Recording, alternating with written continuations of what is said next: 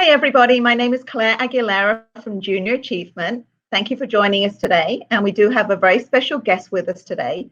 His name is Alvin Hines, and he is from Florida Atlantic University. So I'm going to let you, Alvin, just introduce yourself if you would to the students. Yes, guys, good afternoon or good morning. My name is Alvin Hines. I'm born and raised Birmingham, Alabama. As Claire alluded to, I currently work as the assistant AD for development at FAU Athletics up in Boca Raton, Florida. And so definitely wanted to say thank you all for having me today. And Claire, thanks for having me. Mm-hmm. Okay. Yeah. You're welcome. So why don't you just tell us a little bit about your background? Yeah, my background. As I just said, I'm born and raised Birmingham, Alabama. I went to high school there. Well, grew up there. Went to high school there. I actually stayed and had the opportunity of going to college in Birmingham, Alabama, at Sanford University.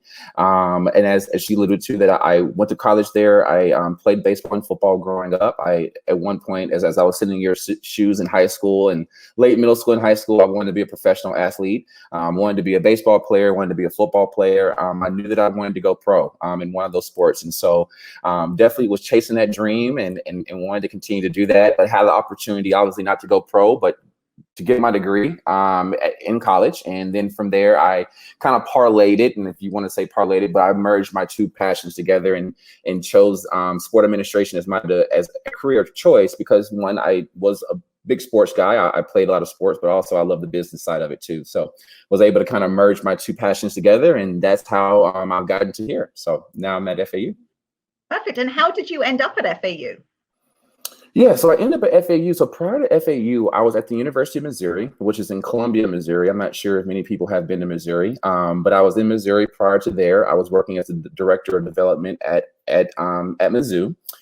Before there, I was in Dallas, Texas, working for the college football playoff, working alongside the new playoff game. If anyone knows the new championship game where Clemson plays Alabama all the time, and it's the final. This year was Clemson and LSU. So I used to work for that company there and running big game management and doing things of that such. So kind of really been getting in college athletics ever since I graduated college, and so that's kind of where my career has led me now.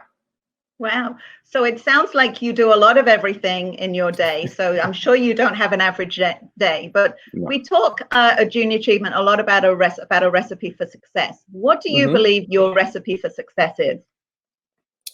Yeah. So a recipe for success. I believe my recipe for success really started, I believe, kind of later in middle school, early high school.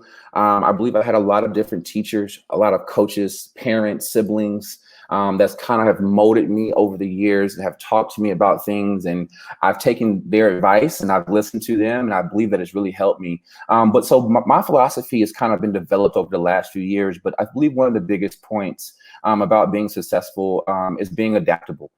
Being able to adapt to different situations, being able to adapt to different normals, being able to adapt to different situations in general, right? At one moment, early March, we're in classrooms. By the end of March, we're at home doing at-home learning. How do you adapt to that situation? That's going to make you the most successful. So I believe that's a really, really big piece. You're going to always be consistently adapting for the rest of your life. And not that in a bad way, but you're going to have to be dealing with change, and change is inevitable. It's coming. If you like it, if you don't like it, it's going to come. So how do you adapt to that is something I think very important. My next thing I believe is very important, something that I learned in college and in grad school, was about a growth mindset. It's about developing a mindset that you can learn and you can grow and attain. It's about the mental side of it, and saying that, hey, if I don't know, I can be taught, and if I haven't learned it yet, I still can learn it.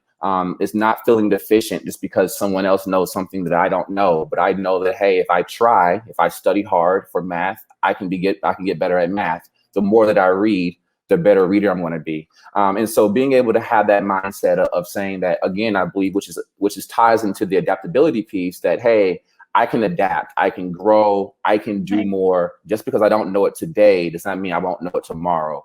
And I think that that's something that's kept me really optimistic through some times that may have been tough in high school, where I probably wasn't doing well in a class, but I said, hey, if I keep trying, I want to get there.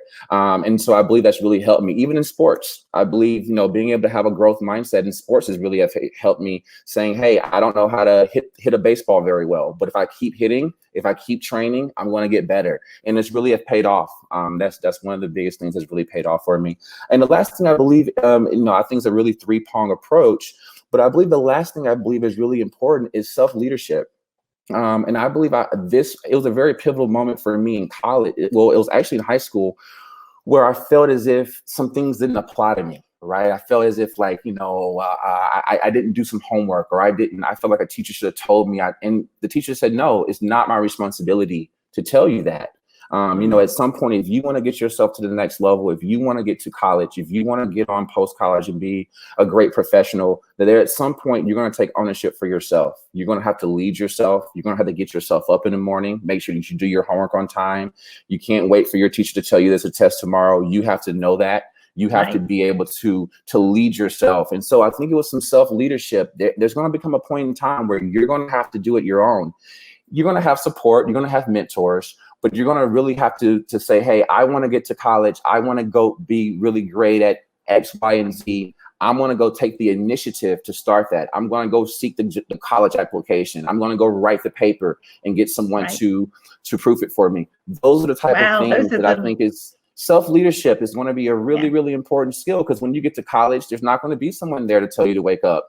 You're going to have to get yourself up for the 8 o'clock class and get yourself there. So those are something I think are some skills right now that I think are very, very vital for you to start developing.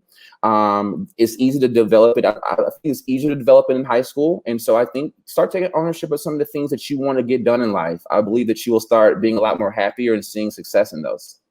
Absolutely. Those are some wonderful pointers. Thank you so much, Alvin.